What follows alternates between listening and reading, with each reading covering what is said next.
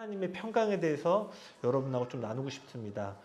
주제 말씀은 빌립보서 4장 6절에서 7절입니다. 빌립보서 4장 6절에서 7절입니다. 특별히 저희 교회에게 지금 이 시즌에 주시는 말씀으로 우리가 붙잡고 나아가기를 원합니다. 빌립보서 4장 6절에서 7절 우리 찾으셨으면 각자 성경 버전으로 읽도록 하겠습니다. 시작. 아무것도 염려하지 말고 다만 모든 일에 기도와 간구로 너희 구할 것을 감사함으로 하나님께 아뢰라. 그리하면 모든 지각에 뛰어난 하나님의 평강이 그리스도 예수 안에서 너희 마음과 생각을 지키시리라. 아멘. 이 말씀으로 우리가 좀 보고 싶은 첫 번째 내용은요. 저를 따라 한번 고백해 보시겠어요? 모든 환경을 초월하는 기쁨. 네, 이 빌립보서의 사실 전체 주제가 뭐냐면요. 환경을 초월하는 그리스도 안의 기쁨이라는 것이 이 빌립보서의 큰 주제입니다. 그래서 많은 분들이 알겠지만 이 빌립보서가 옥중 서신이라고 그래서 이 바울이 감옥에 갇혔을 때 쓴 몇 가지 편지가 있는데 그 중에 하나가 바로 이 빌립보서입니다. 특별히 이 말씀은요. 로마 감옥에 1차로 갇혀 있을 때 기록된 편지인데요. 이 빌립보서에는 특이하게 기쁨이라는 단어가 9번 나오고요. 이 밖에 감사, 만족, 찬양이라는 단어가 계속 사용되면서요. 이 빌립보서라는 책의 핵심 주제가 환경을 초월하는 신앙의 기쁨에 있음을 말해주고 있습니다.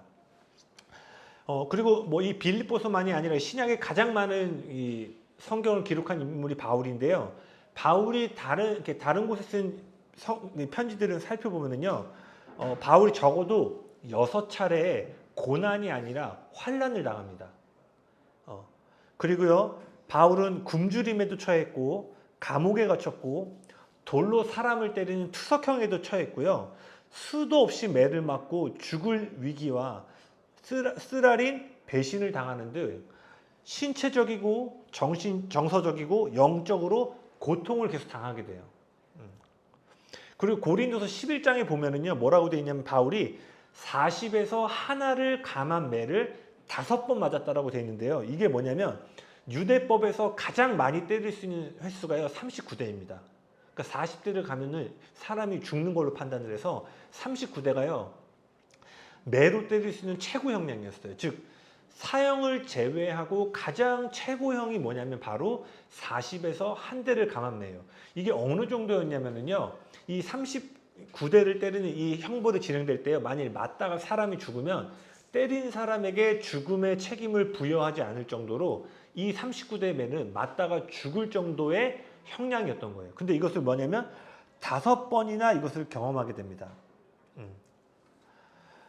그런데 바울이 이러한 고통, 이러한 여러 가지 환난을 겪음에도 불구하고 지금 빌립보서를 기록하고 있는 이때에도 여전히 바울의 형편은 조금도 나아지지 않았다라는 거예요. 그는 여전히 로마 감옥에 갇혀서요. 언제 죽어도 이상하지 않을 고난과 어려움 가운데 있었어요. 그런데요. 이러한 상황 가운데 있던 바울이요. 빌립보서 4장 4절에서 이렇게 기록합니다. 주 안에서 항상 기뻐하라. 내가 다시 말하노니 기뻐하라. 할렐루야. 여러분이 만약 이런 상황에 처했을 때 이런 편지를 기록하실 수 있겠어요?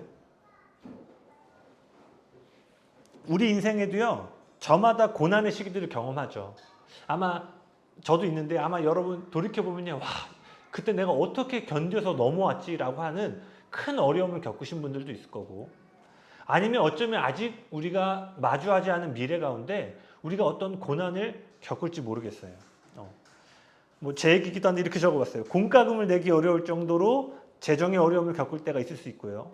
일터에서 일어나는 경쟁 또는 나를 괴롭게 하는 직장 상사나 동료, 불확실한 미래에 대한 두려움 등이 우리에게는 고난으로 다가올 수 있을 것입니다. 물론 고난은 상대적인 거이기 때문에 옆에 있는 사람이 암이 걸려도 내 손가락이 다치면 이게 더 아픈 것처럼 고난은 상대적인 거기 때문에 누구의 고난이 더 크다라고 말할 수 없지만요.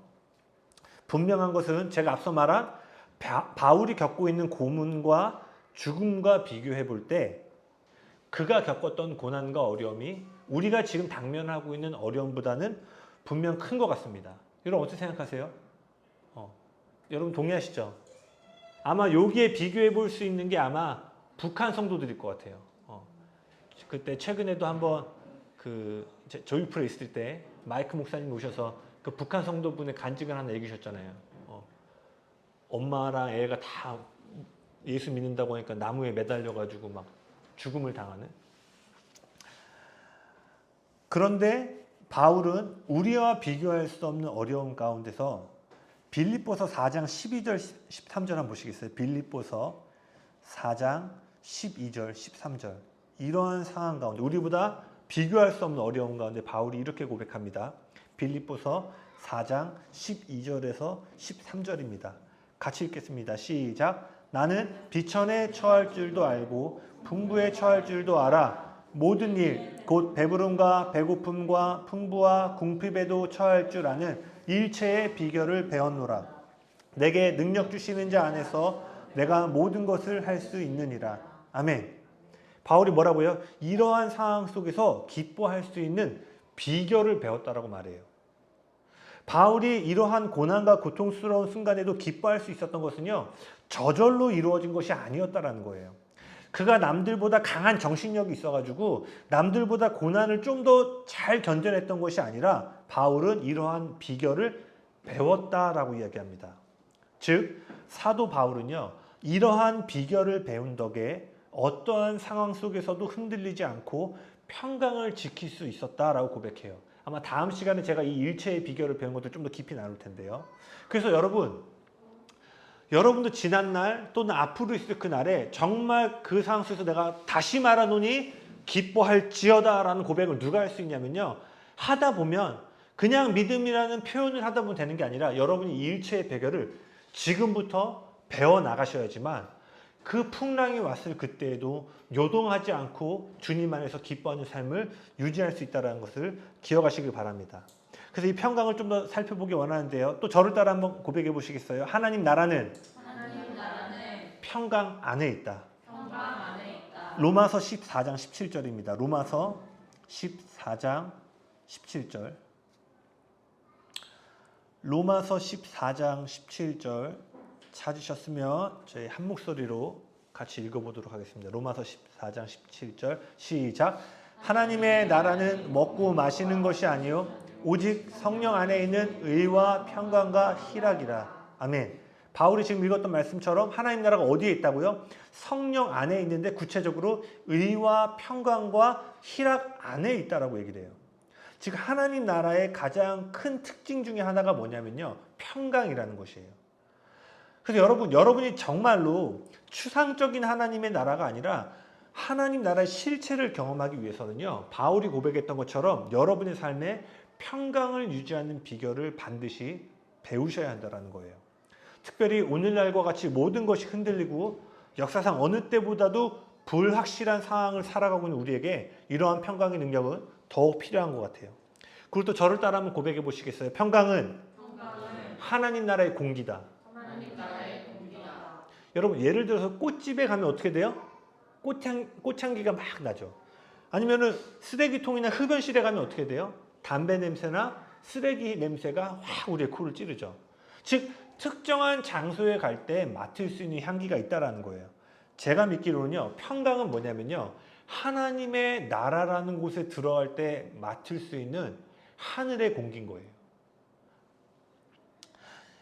그래서 여러분 그분의 나라는요 언제나 평강과 함께 한다라는 거예요. 이걸 꼭 기억하시기 바랍니다. 그래서 여러분이 만약에 하나님 나라라는 그곳에 들어가면요, 여러분은 그 순간에 내 안에 두려움과 염려와 짜증과 답답함이 있다 할지라도요, 그 하나님 나라로 들어간 순간 어떻게 돼요?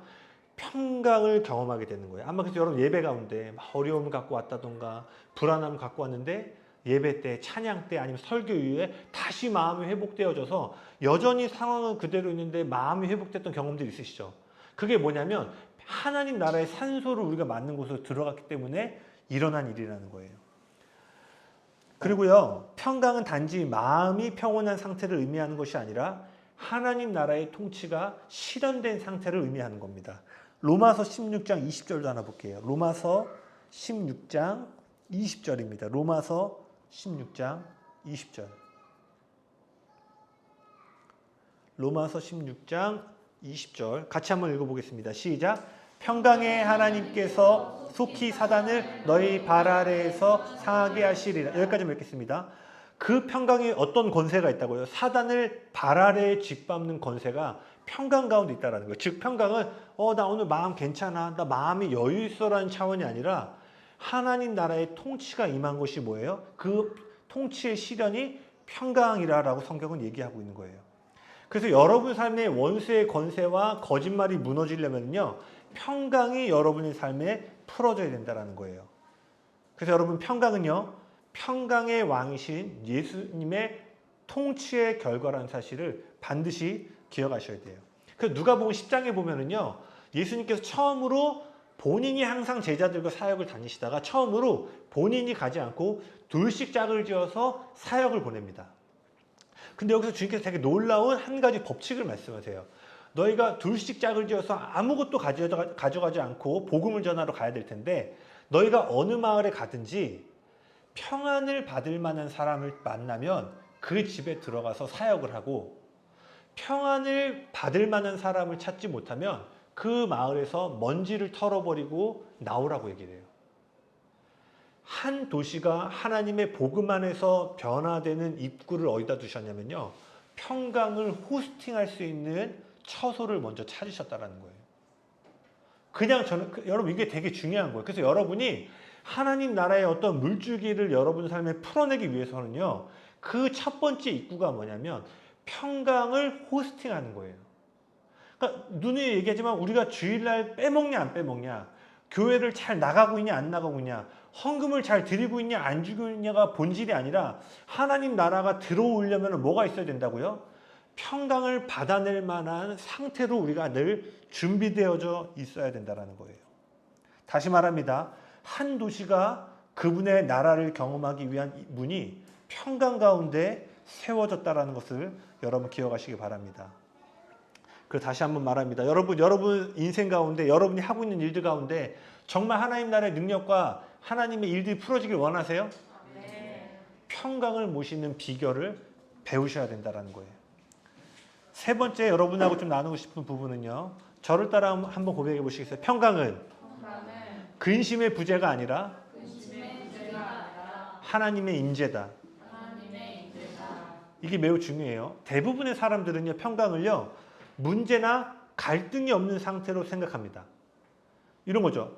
지금 나를 심란하게 하는 이 재정 문제만 해결된다면, 지금 나를 괴롭게 만드는 저 사람과의 관계 문제만 해결된다면 평안해질 텐데, 뭐 이런 이유가 아니더라도요, 이유가 무엇이든 간에 지금 나를 어렵게 만드는 문제가 해결되면 걱정과 근심, 두려움과 염려에서 벗어나 평안해질 것이라고 생각하는 거예요.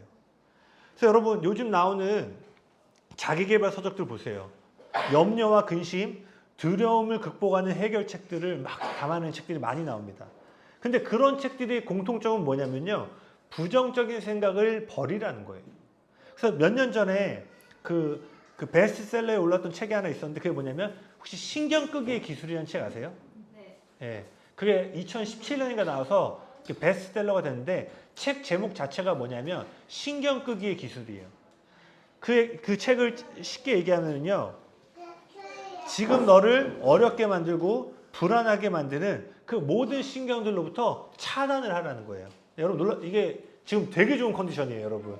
지금 두 분 지난 2주 전에 제가 설교하고 있는데 유민이가 와서 아빠 나가라고 손가락질하면서, 예, 지금 저희가 사실은 새로운 도어 시스템으로 이제 한 명씩 나가가지고 하고 있는데,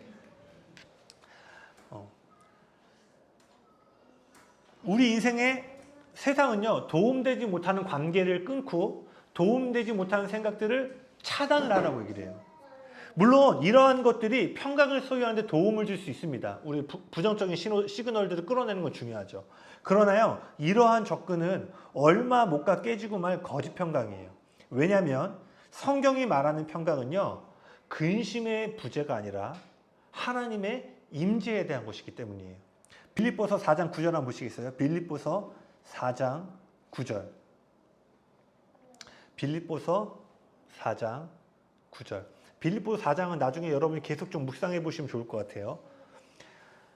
빌립보서 4장 9절 찾으셨으면 한번 같이 읽겠습니다. 시작. 너희는 내게 배우고 받고 듣고 본 바를 행하라. 그리하면 평강의 하나님이 너희와 함께. 아멘. 여기 뭐라고 돼 있어요? 평강은 부정적인 무언가를 비워냄으로써 얻어내는 것이 아니라 누군가가 함께 함으로써 주어지는 거라는 거예요. 신경을 끄고 나에게 스트레스를 유발하는 환경을 차단하면은 평강을 얻을 수 있는 게 아니라요. 어떠한 평강을 가져다 줄 수 있는 존재가 나와 함께 함으로, 이걸 뭐라고 하죠? 임재함으로 그 평강이 주어지는 거라는 거예요. 그래서 여러분, 평강은 얻어내는 게 아니에요. 그 존재와 평강의 왕과 함께하는 시간을 통해서 주어지는 것이라는 겁니다. 그렇다면요, 평강은 단순한 상황과 환경의 해결이 아니라 인격에 대한 것이라는 거예요. 그래서 다시 한번 고백해 보시겠어요? 평강은 근심의 부재가 아니라 하나님의 임재에 관한 것이다. 네. 그래서 네 번째로 여러분하고 좀 보고 싶은 거는요, 이것도 한번 저를 따라 한번 선포해 보시겠어요? 우리의 지식을 초월하는 평강을 풀어내라. 그럼 이제 좀 더 접근해 볼게요. 그럼 지금 이 시즌에 우리가 풀어내야 되는 거, 꼭 비추는 교회가 아니더라도 점점 더 모든 것이 흔들리고 미래가 보장되지 않는 변화의 시대 속에서 우리가 풀어내야 될 평강은 무엇인가? 신경 끄기의 기술로 얻어내려는 평강과 지금 우리가 풀어내야 될 이 평강의 차이는 뭐냐면요, 성경은요, 지식을 초월하는 평강이라고 얘기합니다. 빌립보서 4장 7절이에요. 우리가 처음에 읽었던 말씀입니다. 빌립보서 4장 7절의 말씀입니다. 한 번 더 같이 읽겠습니다. 시작. 그리하여 모든 지각에 뛰어난 하나님의 평강이 그리스도 예수 안에서 너희 마음과 생각을 지키시리라. 네, 여기 뭐라고 됐어요? 지식에 뛰어난, 이게 뭐냐면요, 우리의 이해를 초월하는 평강이라는 거예요. 여러분, 보통 우리는요, 이해되지 않는 상황과 형편에 놓이면 혼란스럽게 됩니다. 그래서 우리가 우리의 이해력을 벗어나는 환경이 오면요, 두려움과 걱정에 빠지게 돼요. 그래서요, 그때부터 우리는 어떻게 해서든지 이 모든 상황을 다시 우리의 이해력, 즉 우리의 계산법 안에 넣어 놓으려고 노력합니다. 예를 들어서 이런 거예요. 100만 원이 급하게 필요한 상황인데 아무리 생각해도 어디서도 돈을 구할 데가 없어요. 그럼 어떻게 돼요? 이 재정의 문제는 지금 내 이해력 밖으로 넘어가기 시작한 거예요. 왜? 계산을 해보니까 넣을 수가 없는 거야. 그럼 이때부터 어떻게 돼요? 조급해지고 걱정과 근심에 빠지게 되죠. 그런데 갑자기 오랜만에 한 친구가 연락이 오는데요. 지난날의 고마움에 보답하는 마음으로, 야, 내가 지난번에 너 결혼식을 못 갔는데 그때 못했던 거 이거 해서 한 100만 원 정도 내가 너한테 좀 보낼게. 그럼 어떻게 돼요? 여전히 문제가 존재했지만 이제 이 문제가 나의 이해력 계산법 안으로 들어왔죠. 아, 이제 이 친구가 나한테 100만 원을 보내줄 테니까 이 받은 돈으로 내가 해결하면 되겠다. 그러니까 어떻게 돼요? 이 이해력이 안에 들어오니까 이전과 달리 흔들리지 않고 마음에 평안이 깃들게 됩니다. 근데 지금요, 바울은요, 이러한 종류의 평강이 아니라, 아, 내가 계산법을 해서 요 정도 커버할 수 있으면 흔들리지 않고 커버를 못하면 흔들리는 차원이 아니라 우리의 지성을 초월하는 하나님의 평강에 대해서 얘기하고 있다는 거예요. 즉, 하나님은요, 우리의 계산법에서 예측할 수 있는 차원의 평강이 아니라 지금 여러분의 계산법에서는 절대로 헤아릴 수 없는 차원의 평강을 풀어주기 원하신다라고 성경은 이야기하고 있다는 거예요. 여러분 믿으세요? 비추는 교회 가운데 지금 주님이 풀기 원하는 것, 이 성전을 구하면서 정말 이 배 자체가 지금 모든 것이 불확실해 보이는, 어디로 가야 될지, 다음 스텝을 어떻게 구해야 될지를 한 치 앞을 예측할 수 없는 이때의 주님은 우리로 하여금 지식을 초월하는 평강 안에서 이 다음 걸음들 걷기 원하신다고 저는 믿습니다. 그리고요, 지금까지 제가 말한 모든 상황을 잘 보여주고 있는 말씀 중에 하나가 뭐냐면 마가복음 4장에 풍랑을 만난 제자들의 이야기예요. 이 마가복음 4장은요, 근심의 풍랑 속에서 어떻게 하나님 나라의 평강이 풀어지는가에 대한 중요한 그림을 보여주고 있습니다. 아마 많은 분들이 이야기를 아실 텐데요. 마가복음 4장을 보면 어느 날 예수님께서 제자들과 사역을 하시다가요, 가버나움의 사역을 마치고 거라사 지역으로 배를 타고 건너가시려고 합니다. 그래서 배를 타고 이렇게 다 같이 이제 이동을 하고 있는데 그날 저녁에 엄청난 풍랑이 밀려와서 제자들의 배를 이렇게 흔들어 버립니다. 그 배에 타고 있던 제자들의 대부분이 전문 어부였단 말이에요. 그러니까 그들은 풍랑을 하루 이틀 만난 게 아니라 직업적으로 수십 년 동안 그런 풍랑을 만났는데 그날 그들이 겪었던 풍랑은요. 그들이 이전에 그 어부의 일을 하면서 경험했던 풍랑은 전혀 다른 차원의 풍랑이었어요. 그들은 정말 이러다가 오늘 죽겠구나라는 죽음의 위협을 겪게 됩니다. 그리고 나서 이들은 어떻게 해서 이 고난과 어려움으로부터 벗어나려고 갖가지 노력을 하는데요. 그때 우리가 아는 것처럼 예수님 너무나 태연하게 그 배에서 주무시고 계셨죠. 제자들은 서둘러서 예수님을 깨워서 어떻게든 이러한 상황에서 자신들을 구원해 줄 것을 요청합니다. 그래서 예수님 자리에 일어나셔서 풍랑을 꾸짖으셨고 초자연적으로 풍랑이 갑자기 그 선포 앞에 잠자게 됩니다. 여러분, 예수님께 나아가서 대화하는 걸 우리가 뭐라고 하죠? 기도라고 하죠. 제자들은 지금 자신이 처한 상황과 형편으로부터 주님께 도움을 받기 위해 간절히 나아갔어요. 이거를 다시 말하면요. 제자들은 지금 간절히 기도를 했고요. 놀라운 응답을 받은 거예요. 그런데 이야기가 이렇게 딱 끝났으면 우리가 어려움이 닥칠 때 간절히 예수님을 찾으면 주님이 이 근심의 문제를 해결해 주시는구나 라고 끝났을 텐데요. 이 이야기가 그렇게 끝나지 않죠. 이 이야기가 어떻게 끝나죠? 이 믿음이 없는 자들아 라고 이야기하면서 이 풍랑의 이야기가 결말을 향해 가요. 여러분, 우리가 어려움이 있을 때 주님을 간절히 찾았는데요. 어느 날 이런 거예요. 은띠가 막 삶에 어려움이 있어서 주님을 향해 막 간절히 기도했어. 근데 주님이 갑자기 이러는 거야. 너희 믿음 없는 자야. 뭔가 이해하기 어려운 것 같아요. 주님은 우리의 작은 신음에도 응답하시고 우리가 연약할 때도 그리고 우리가 구하기도 전에 있어야 할 것을 아시고 응답해 주기를 좋아하시는 아버지가 되시는데 그분은 지금 제자들의 간절함에 대해서 믿음이 없다라고 책망하셨다라는 거예요. 여러분, 여기서 기억하셔야 될 게 있어요. 여러분의 간절함과 부르짖음이요. 항상 믿음의 표현은 아니라는 거예요. 다시요. 여러분이 주님 앞에 간절하고 크게 부르짖는다고 해서 성경은 그것이 항상 믿음의 표현이 된다라고 말하지 않고 있다는 거예요. 그래서 여러분 기억하셔야 돼요. 믿음의 부르짖음은 마귀를 쫓아내지만요. 두려움의 부르짖음은 원수를 끌어당깁니다.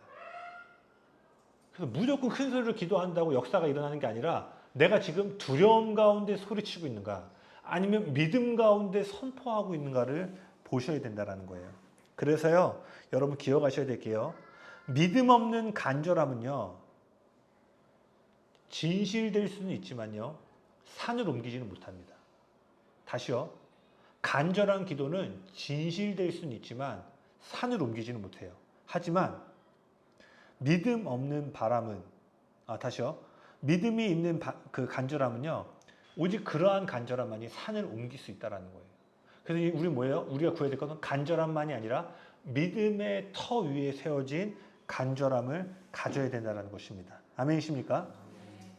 제자들도 예수님도 모두 목숨을 위협하는 풍랑 가운데 있었어요. 그런데 똑같은 장소와 똑같은 환경에 처해 있는데 제자들은 두려움과 낙심을 경험했지만 예수님은 평안하셨다라는 거예요.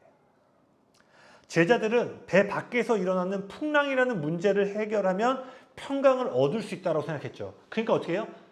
주님 앞에 가서 이 풍랑을 해결해 달라고 그래요. 그러나 예수님은 이미 평강을 누리고 계셨다는 거예요. 이 말은 뭐예요? 평강은 외부의 어떠함으로부터 오는 것이 아니라 우리의 안으로부터 이루어지는 것이라는 거예요. 다시 말하지만요. 제자들은 근심의 문제를 해결함으로 평안을 누리고 있지만 예수님은 그분의 내면 안에 이루어지고 있는 임재로 인해 평안을 누리셨다라는 거예요. 그리고 그 우리의 안으로부터 이루어져 있던 평강의 현실이 예수님의 고백을 통해서 외쳐지는 순간 어떻게 돼요? 현실 세계에 평강이 임했다라는 거예요. 아멘? 만약에 여러분이 지난날에 어려움이 있었는데 그 시기들 지금은 잘 지나왔지만 너무나 좌절하고 흔들리고 지금 말한 이러한 예수님의 평강보다는 제자들과 같은 모습들에 많이 치우쳐 있었다면 여러분 돌이켜 보셔야 돼요. 여러분이 그리고 그때에 다음 시간에 더 살펴보겠지만 여러분이 그러한 환경 가운데 온 거는요. 평강을 풀어낼 일체의 비결들을 사전에 미리 준비해 놓지 못했기 때문이라는 거예요. 다음 시즌에는 우리가 그러한 평강을 선포하고 누릴 수 있는 권세의 자리로 나가기를 예수님의 이름으로 축복합니다. 그렇다면 제자들의 문제가 무엇이었을까요? 나중에 마가복음을 좀 살펴보시면 알겠지만요. 사실 이 배가 출발하기 전에 예수님이 먼저 하신 말씀이 있어요.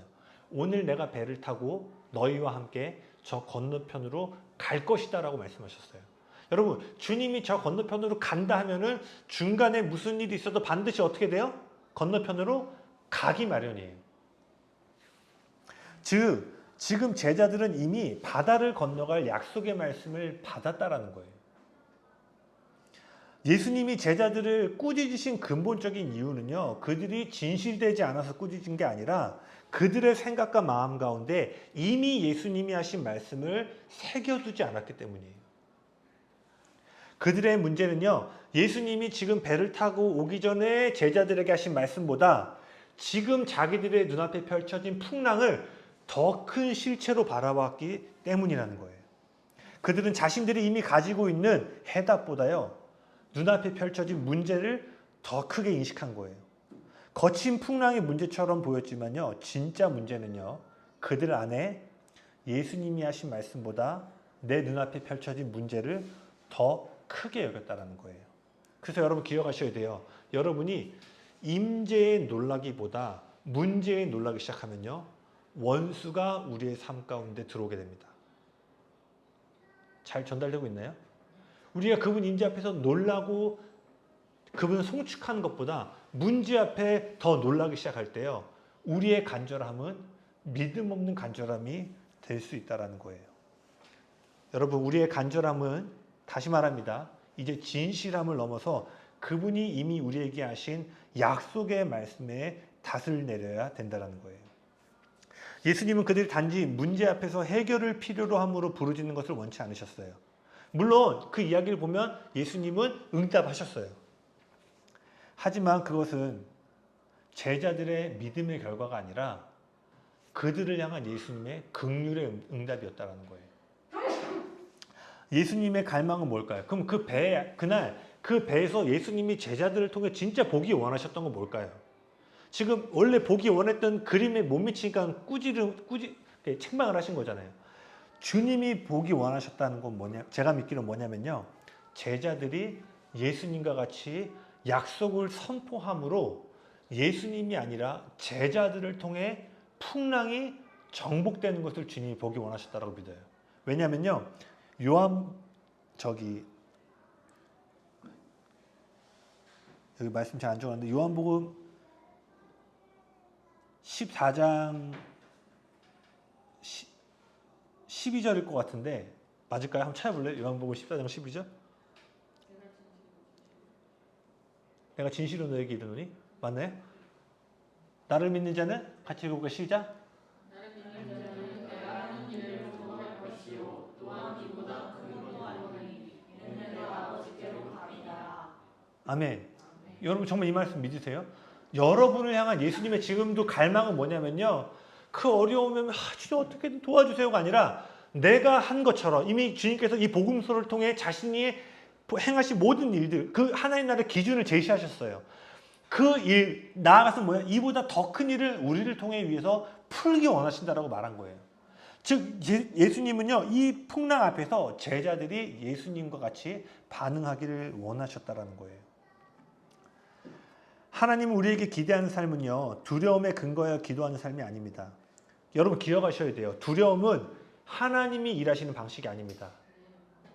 그분은 온전한 사랑이 되시기 때문에 요한일서 4장 18절에 이렇게 돼 있어요. 사랑 안에 두려움이 없고 온전한 사랑이 두려움을 내쫓나니. 그래서요. 그분의 나라의 법칙은요. 언제나 두려움이 아니라 사랑 안에서 이루어진다는 거예요. 그래서 여러분 이 두려움에 기반한 기도를 뭐라고 하냐면 종의 기도라고 합니다. 로마서 8장에도요. 15절에 이런 말씀이 있어요. 너희가 다시는 무서워하는 종의 영을 받지 아니하고 무서워하는 걸 뭐라고 돼 있어요? 종의 영이라는 거예요. 즉 두려움에 기초한 기도는 뭐냐면 종의 기도라는 거예요. 물론 우리의 정체성에 종의 시즌이 있습니다. 뭐 단번에 우리가 신부가 되고 막 단번에 막 그 아들과 딸의 막 건강한 정체성을 누리는 게 아니잖아요. 우리도 지난 날을 돌이켜 보면 여전히 찌질하고 휘청휘청했던 시기들이 있죠. 어찌 보면 앞으로도 그런 시기들 경험할지 모르겠어요. 물론 우리도 그러한 성장의 과정 속에서 종의 여정을 반드시 지나가야 되지만 하나님이 우리 각 사람에게 바라시는 궁극적인 기도의 자리는요, 두려움 가운데 드리는 기도가 아니라 자녀들만이 드릴 수 있는 권세의 기도라는 거예요. 좀 극단적인 표현으로 이 두려움에 기반한 기도는 전 뭐라고 표현하고 싶냐면요, 구걸하는 기도입니다. 주님 어떻게든 도와주세요. 어떠한 자녀로서의 당당함과 정체성에서, 여기 보면 아까 로마서 8장 15절 뒤에 보면요, 무서워하는 종의 영을 받지 아니하고 너희가 양자의 영을 받았으니 이제 우리가 아빠, 아버지라고 부른다고 돼 있어요. 자녀는 뭐예요? 아빠, 제 딸이 뭐 하면 아빠 이거 까주세요. 아빠 이거 뭐 해주세요. 자녀의 당당함으로 하거든요. 그러니까 구걸하지 않죠. 오히려 당당해. 2주 전에 보셨죠? 아빠 나가. 설교하고 이제 삿대질하면서 나가. 뭐 중학교 때 그러면 난리가 나겠지만, 네, 지금. 지식을 초월하는 평강은요, 구걸하는 기도에서 오는 것이 아니라 자녀의 권세의 기도의 자리에서 풀어진다는 것입니다. 여러분, 많은 경우 우리는 이러한 풍랑과 같은 상황 속에 들어가면요, 즉각적인 하나님의 응답을 기대하는 것 같아요. 재정의 풍랑, 관계의 풍랑, 진로에 대한 풍랑이 몰아치면요, 우리도 제자들과 같이 그것들을 기도 제목으로 삼고 예수님 앞에 나아갑니다. 물론 그분의 자녀들은요, 간구할 특권이 있어요. 이 구하는 것, 요청하는 것 자체가 잘못된 것이 아니라 성경은 거듭 너희 삶에 필요한 것들을 주님께 아뢰라라고 얘기를 합니다. 그러나 제가 말하고 싶은 부분은요, 우리를 향해 갖고 계신 예수님의 열망은요, 우리가 간구하는 어떤 제목에 응답해 주시는 것보다 더 크다라는 거예요. 지훈이 삶에 지금 이런 문제 저런 문제가 있는데 우리는 하나님 이 문제 좀 해결하게 해주세요 라고 했을 때 그 문제가 해결되는 것을 원하지만요, 주님이 우리에게 원하시는 건 이 문제가 해결되는 것을 원하는 것이 아니라 이 문제보다 더 큰 어떤 그림에 대한 갈망과 목마름을 갖고 계신다는 거예요. 그것은 바로 주님께서 우리에게 이미 준 약속 안에서 아까 읽었던 말씀처럼 뭐예요? 예수님과 동일한 삶을 사는 것이 그분의 갈망이라는 거예요. 그분은 알리바바 40인의 도적처럼 열려라 참게 해서 필요할 때마다 와서 문제를 해결해 주는 존재가 아니라 당신을 닮은 아들과 딸들이 일어나기를 갈망하신다는 거예요. 아멘? 그래서 오늘 주님께서 여러분 삶의 평강을 푼다는 건 뭐냐면, 이제 네가 두려움에 기반한 종의 기도의 자리에서 벗어나서 네 안에 이미 내가 준 권세가 있으니 그 권세로 지금 네 눈앞에 펼쳐진 풍랑을 잠잠케 해라라는 초대라고 저는 믿습니다. 그래서 마지막입니다. 저를 따라 고백해 보시겠어요? 문제에 반응하는 자리에서 임재에 반응하는 자리로. 영어로 이렇게 표현하고 싶어요. 이 문제에 반응한다, react라는 단어를 쓰고 싶고요. 임재에 반응한다라는 단어를 response라는 단어를 쓰고 싶어요. react는 뭐예요? 반동이에요. 그래서 반동은 뭐예요? 스트레스죠. 내가 저 사람하고 관계가 안 좋네. 탁 이 공이 딱 오게 되면 어떻게 스트레스가 반동으로 튀어나가죠. 근데 임재에 반응하는 것은 반동이 아니라 뭐예요? 반응인 거예요. 응답하는 거예요. 그 존재에게 내가 얘 아버지라고 반응하는 거예요. 즉 우리는 문제로부터 반응하는 것이 아니라 임재에 반응해야 된다는 거예요. 제자들은 거듭 얘기하지만 뭐에 집중했죠? 풍랑에 집중했어요. 이미 자신들에게 주어진 약속에 집중한 것이 아니라 풍랑을 더 크게 봤다고 했죠. 그리고 예수님은 언제나 아버지에게 집중했어요. 요한복음 5장 19절 한번 보실래요? 요한복음 5장 19절입니다. 요한복음 5장 19절. 같이 읽겠습니다. 요한복음 5장 19절 시작. 그러므로 예수께서 그들에게 이르시되 내가 진실로 진실로 너희에게 이르노니 아들이 아버지께서 하시는 일을 보지 않고는 아무것도 스스로 할 수 없나니 아버지께서 행하시는 그것을 아들도 그와 같이 뭐라고 돼 있어요? 나는 아버지께서 하시는 일을 보지 않고는 아무것도 스스로 할 수 없대요. 그럼 아까 그 풍랑을 만난 배 안에서도 주님은 지금 뭘 하신 거예요? 아버지가 하신 일을 본 거예요. 그냥 필 받아서 막 코리안 프레어 스타일로만 소리 외치면은 잠잠게 되지가 아니라 그 순간 하나님 아버지가 외침을 통해서 풍랑을 잠잠케 하는 걸 보고 들음으로 순종하셨다라는 거예요. 그래서 여러분 기억하셔야 돼요. 예수님은요, 이 땅을 사시면서 단 한 번도 문제를 외면하신 적이 없었는데요. 동시에 단 한 번도 문제에 집중하신 적이 없어요. 모든 문제를 해결하실 때 그분의 모든 초점은 풍랑이 아니라 아버지의 임재에 맞춰져 있었다는 거예요. 예수님은 아버지가 하라고 한 것만 행하고 아버지가 말하는 것만 말한다고 하셨습니다. 즉 예수님의 모든 말과 행동은 해결돼야 될 문제에 대한 반응이 아니라 아버지의 임재에 대한 반응이었다는 거예요. 여러분, 우리는 풍랑에 집중하는 삶을요, 현실주의라고 말할 수 있을 것 같아요. 그러나 명심하셔야 돼요. 여러분이 아무리 자세히 풍랑을 분석하고 때로는 정확하게 그 풍랑을 판단할지라도요, 풍랑은 절대로 잠잠게 되지 않습니다. 와, 풍랑이 11m구나. 야, 이 풍랑을 감당하려면은 이 쓰나미를 감당하려면 이만큼 높이에 내가 댐을 지어야 되는구나. 아, 요번에 이렇게 다음번에 더 큰 풍랑이 오면은 내가 더 높이 쌓아서 예방하면 되게, 이런 차원의 아무리 분석이 올바라도 뭐예요? 풍랑은 잠잠게 되지 않는다라는 거예요. 여러분, 풍랑에 집중하면요, 명심하세요. 하나님 나라의 초월성을 상실하게 됩니다. 풍랑에 집중하게 되면은 아까 말한 우리가 지금 풀어내야 될 평강은 지식을 초월하는, 이 지식을 초월하는 건 뭐예요? 초월성인 거예요. 초자연적인 평강을 풀어내야 되는데 풍랑에 사로잡히면 초월성을 잃어버리고 현실성만 남게 됩니다. 하나님 나라의 초월성을 상실하면요, 여러분 여기 기억하셔야 돼요. 우리는요, 하나님이 의도하지 않은 제한의 감옥 가운데 살게 돼요. 잘 따라오고 계신가요? 초월성을 상실하면 이런 거죠. 다시 해볼게요. 재범이를 향한 하나님의 계획은 재범이를 통해서 풍랑이 잠잠케 되어진 역사가 일어나는 거예요. 그것이 우리를 디자인하신 내 아들 예수가 한 일을 그도 할 것이요 그보다 더 큰 일을 하는 것이 하나님의 재범이를 디자인하신 원래의 플랜에 있는 그림인데, 초현실성이 빠지고 만일 재범이가 현실성에 갇히면 뭐예요? 내가 풍랑을 잠잠케 할 생각도 하지 못한 채 제한된 사고방식 안에서, 저는 그거를 제한된 감옥이라고 말하고 싶어요. 나는 자유인이고 풍랑을 잠잠케 할 권세가 있는 존재임에도 불구하고 감옥에 갇혀서 어떻게든 이번 한 번만 이 문제를 넘어갔으면 하는 마음으로 그 상황을 마주하게 된다는 거예요. 여러분 기억하셔야 돼요. 이러한 제한된 감옥의 삶을 살고 있음에도요, 우리는 때로 책임감 있는 삶이라는 이름표를 달아주고 무능력한 신앙에 들어올 수 있는 문을 열어주는 것은 아닌지 기억해 보셔야 돼요.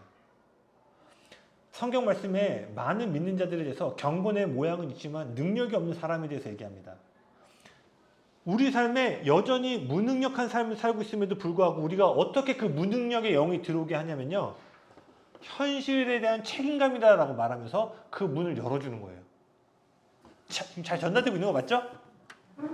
우리는 초월적으로 살도록 지음을 받았는데 우리는 현실성에 갇혀서 이것을, 그래 내가 이 풍랑을 해결하기 위한 책임감이야 라는 이름표를 달아주고 하나님이 아닌 제한된 영을 받아들인다는 거예요.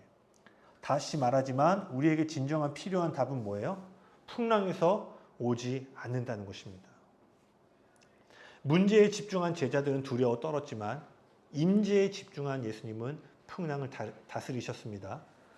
여기도 한번 귀담아 들어보세요. 여러분이 만약에 문제에 초점을 맞추면요, 여러분은 풍랑의 희생자가 됩니다. 하지만 그분의 임재에 초점을 맞추면요, 풍랑을 다스리는 정복자가 된다는 거예요. 여러분, 지금 여러분이 그 풍랑 안 만날 수도 있지만요, 반드시 우리의 삶에 그 풍랑이 옵니다. 그것이 요만큼의 높이든 이만큼의 높이든, 아니면 여러분 지난날의 풍랑을 돌이켜보세요. 그 풍랑이 와요. 그런데요, 그 고난이 온다고 모든 사람이 영적으로 성장하는 게 아니에요.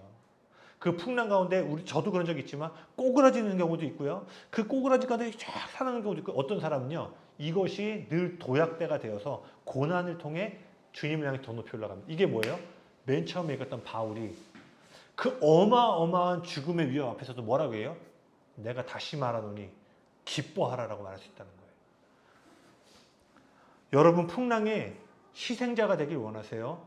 풍랑의 정복자가 되길 원하세요? 주님이 이 시즌에 우리를 이 풍랑의 정복자의 자리로 부르고 계신다고 믿습니다. 주님 안에 있던 평강으로 인하여 거친 풍랑이 잠잠케 되었습니다. 이게 뭐예요? 제자들의 계산법에서 헤아릴 수 없었던 해답이었다는 거예요.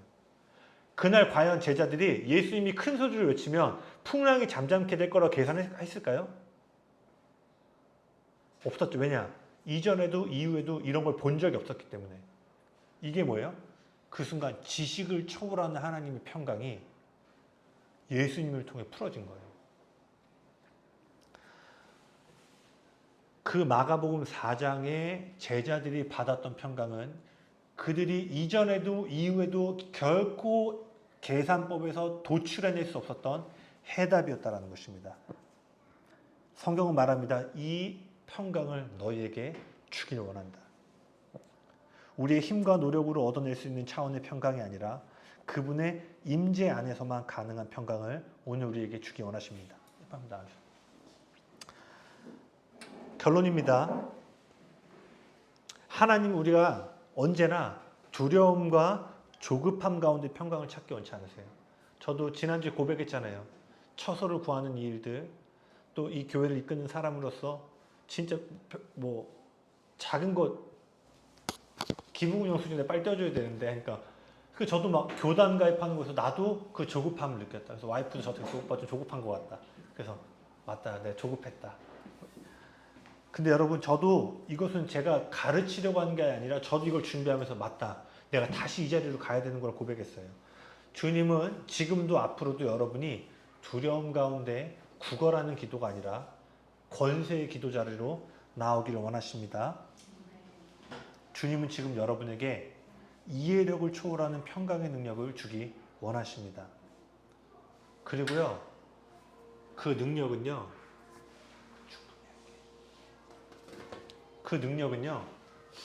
마가복음 4장에 어떻게 풀어졌죠? 예수님의 선포를 통해 풀어졌어요. 여러분, 이 선포에는 보이지 않는 하나님 나라의 중요한 영적인 원리가 하나 있는데요. 하나님 나라의 어떤 영역은요, 여러분이 선포하지 않으면 풀어지지가 않습니다.